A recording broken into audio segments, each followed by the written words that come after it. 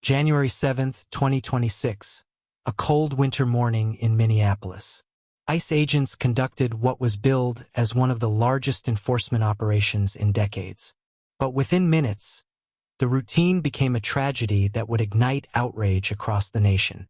At the center of it was Renee Nicole Good, a 37-year-old mother of three, who had just dropped her 6-year-old child at school moments before. Friends described her as kind-hearted, devoted, and deeply rooted in her community. But that morning, everything changed. Federal agents surrounded Good's vehicle. According to eyewitness video, the SUV attempted to move away from the scene, a normal human instinct when caught in a sudden, threatening situation. Then came the shots. 3 shots. 1 life ended. A family shattered. A city shaken. The officer who fired those shots has been identified by multiple news outlets as Jonathan Ross, an immigration and customs enforcement agent with nearly 2 decades of law enforcement and military experience. Jonathan E. Ross is a 43-year-old U.S. Immigration and Customs Enforcement (ICE) agent who has nearly 2 decades of law enforcement and military experience.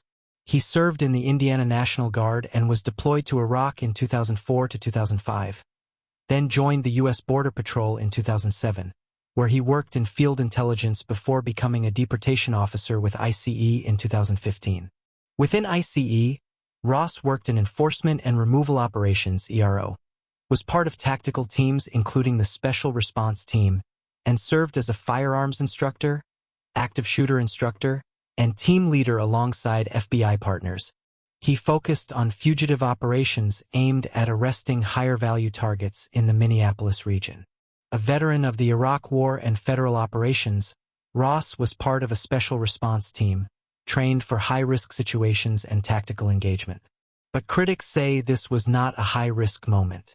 Use of force experts reviewed by People magazine say the shooting appeared to violate basic law enforcement tactics, suggesting the woman was not an immediate threat when she was shot. Supporters of the agent claim he acted in self-defense, arguing that Good's vehicle posed danger to officers on the scene, a narrative echoed by federal officials. The incident didn't occur in a vacuum.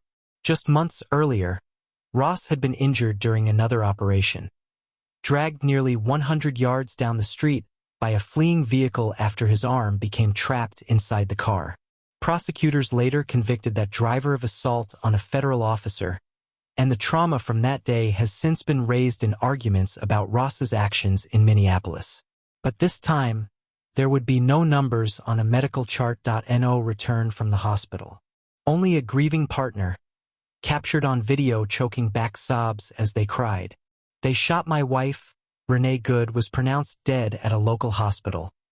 She left behind 3 children, including a young son she had dropped off at school that morning.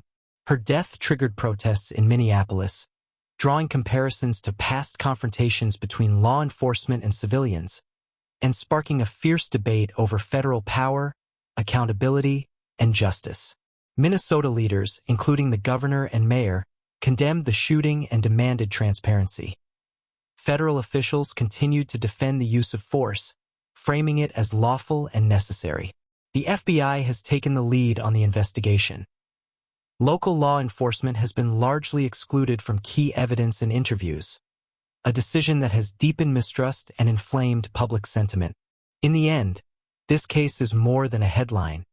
It is a human tragedy, a mother never returning home, a community in mourning, and a nation struggling to reconcile conflicting truths.